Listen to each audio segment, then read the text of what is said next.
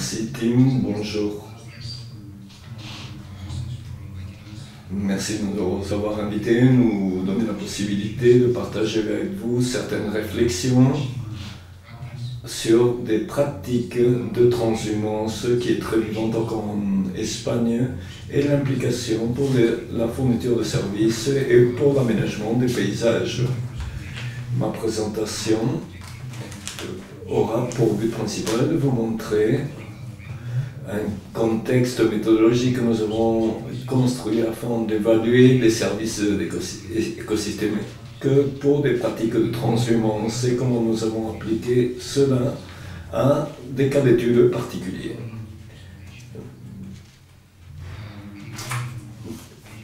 Il y aura 4 parties principales. D'abord, la transhumance comme une pratique adaptative dans l'écosystème méditerranéen, vous montrer ce cadre ou contexte général développé pour l'évaluation des écosystèmes, comment nous avons appliqué ce cadre en cas d'étude, et ensuite quelques réflexions sur comment prendre des services et faire des planifications de paysages pour la transhumance. Tout d'abord, j'aimerais vous montrer ici, présenter la Méditerranée, spécialement pour ceux d'entre vous qui sont à l'étranger. Comme vous pensez, comme vous le savez, c'est un des points les plus importants du point de vue de la biodiversité, ce qui le rend si important, et que les civilisations humaines ont coévolué depuis des millénaires dans cet endroit. Donc il y a des mécanismes de feedback et de contrôle pour des sociétés différentes ont été bien établis dans cette région. Donc beaucoup d'auteurs ont parlé de ne plus parler de paysage naturel mais culturel. Et il y a aussi un environnement qui change très rapidement. Il y a par exemple des inondations, des sécheresses, des incendies qui caractérisent la Méditerranée. Donc les sociétés qui y vivent doivent développer des adaptations créatives et innovantes pour pouvoir vivre dans cet environnement. Et la transhumance est une des solutions d'adaptation développées par les sociétés méditerranéennes. La transhumance est une pratique traditionnelle pour que des bergers amènent leur bétail selon les saisons depuis les montagnes les plus élevées vers les vallées afin de profiter de pics de productivité de pâturage dans ces zones différentes. Donc la transhumance a été très importante en Espagne, surtout au Moyen-Âge, mais c'est encore une pratique qui est vivante de nos jours. Donc nous l'avons protégé légalement avec des chemins de passage entre nord et sud qui représentent 0,8% du territoire, ce qui est beaucoup. Vous montrer la logique qu'il y a derrière la transhumance.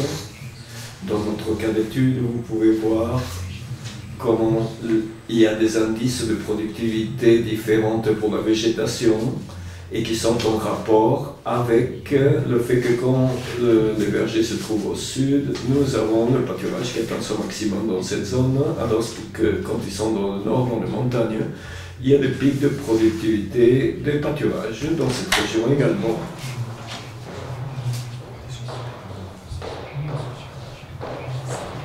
Il y a eu donc une décroissance au cours de ces 20 dernières années.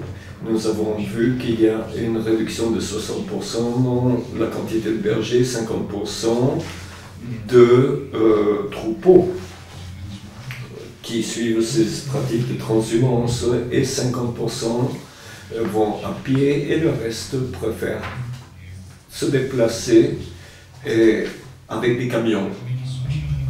Et il y a beaucoup de facteurs socio-économiques derrière l'abandon de cette pratique. L'une des raisons principales est l'impossibilité de voir la grande gamme de services associés à cette pratique.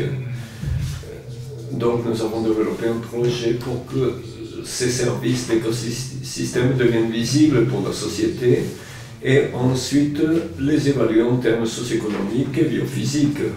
Pour ceci, nous avons développé un cadre méthodologique pour l'évaluation basé sur le concept de la conceptualisation de paysages en tant que réseau socio-écologique, c'est-à-dire des courants biophysiques et sociaux qui sont maintenus et générés par le mouvement des bergers et leurs troupeaux. Et après, nous avons développé ce contexte méthodologique que nous n'allons pas passer en détail, mais au moins l'une des étapes de ce cadre, qui commence par la caractérisation au niveau socio-économique et biophysique, c'est-à-dire l'identification des services, l'évaluation des services biophysiques, socio-culturels, économiques, et l'utilisation de ces évaluations pour des ateliers de participation afin d'analyser les caractéristiques possibles, définir des politiques et les mesures de gestion pour le maintien de cette activité et des services qu'il fournit. Bien sûr, une approche interdisciplinaire et une recherche de participation sont essentielles. Je vais vous introduire maintenant, présenter maintenant le cas d'étude qui est un des chemins de passage le plus important, plus de 400 km de longueur, 75 mètres de largeur, pour relier une zone d'été avec des forêts de conifères dans les montagnes les plus hautes, qui passe par la communauté autonome, avec un chemin de passage très important, plus de 400 km de long, qui passe par des régions agricoles, surtout à la Mancha, et ensuite arrive à des zones de chêne dans les endroits où il se trouve au cours de l'hiver. Nous avons donc identifié un total de 34 services d'écosystèmes qui sont directs ou indirectement en rapport avec les pratiques de transhumance. 10 pour la fourniture, par exemple pour ce qui est des déchets des animaux, ensuite le loisir, la valeur scientifique, etc. Et 11 services de régulation, surtout par exemple pour la prévention des incendies, les différents habitats, etc. Je vais vous montrer rapidement la manière dont nous avons évalué ces services afin que la société et les décisionnaires puissent voir l'importance que ceux-ci peuvent avoir. Par exemple, nous avons évalué les services de connectivité en utilisant des outils GIS pour avoir une connexion entre les endroits où se trouvent les forêts, qui réduisent l'effort pour le déplacement du bétail, et cela augmente la connectivité entre des endroits où il y a des forêts de 9000 à 77 000 hectares. Et cela réduit la résistance au mouvement des animaux sauvages de 2 à 9% dans des zones contrôlées. Nous avons également démontré, pour le service de prévention des incendies, nous avons comparé la quantité d'incendies au cours des 10 dernières années et la quantité d'hectares qui ont été brûlés dans les municipalités qui n'ont plus le bétail et celles qui l'ont toujours. Et donc, par 1000 hectares de forêt et la quantité d'hectares en coordonnées qui ont été brûlés. Nous avons donc évalué les services pour les espèces qu'on peut chasser, différentes distances de ce chemin de passage, et nous avons trouvé que dans certaines zones, il y avait de plus en plus d'espèces telles que les lapins, les perdrix. Nous avons des modèles pour généraliser l'augmentation de la probabilité de trouver ces espèces près de ce chemin de passage. Nous avons également fait des évaluations économiques, par exemple la fertilisation des sols, basée sur la quantité de fesses produites part de bétail chaque jour et la quantité de jours qu'ils restent dans des chômes. Et nous avons estimé ainsi la quantité totale de rejets qui peuvent être utilisés ensuite pour la fertilisation du sol, qui peuvent être 2,3 euros par hectare. C'est un fumier très utile. Ensuite, pour l'évaluation socio-culturelle, la beauté des paysages, d'après la perception, voici les photos, avec ou sans les chemins de passage, avec ou sans bétail. Et contrairement à ce que nous attendions, la présence de chemins de passage ne représente pas beaucoup de changements, sauf pour les bergers, mais la présence de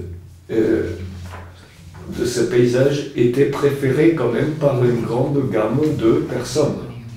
Donc comment on utilise cet outil pour la planification, la prise de décision? Eh bien, toute cette évaluation est partagée dans des ateliers de participation où on voit à quoi conduirait l'abandon de ces pratiques, quels sont les principaux moteurs qui affectent de nos jours cette pratique et quels sont les avenirs possibles que nous pourrions imaginer pour la transhumance et pour le service écosystémique. Et dans ces ateliers de participation, il y a différents scénarios selon les tendances de ces différents services que nous avons évalués auparavant. Et la prise de décision se base sur des analyses des compromis, des résultats, des équilibres. Je pense que je n'ai plus de temps, donc vous laissez quelques mesures proposées. Nous avons identifié les moteurs principaux par rapport à la perte ou non de ces services et des mesures politiques, et en nous concentrant sur les principaux aspects, par exemple promouvoir des mécanismes pour la viabilité économique tels que la qualité de l'étiquetage, des réseaux responsables consommateurs, le marketing direct, améliorer leur reconnaissance sociale, renforcer le capital social qui est essentiel pour le maintien de ces mouvements des troupeaux et maintenir en bon état le chemin de passage, chose qui est essentielle pour cela. Merci de votre attention. Voici notre page internet, notre site, si vous voulez savoir la manière dont nous appliquons ces cadres à d'autres cas d'études, aussi bien en Espagne qu'en Amérique latine. Merci beaucoup.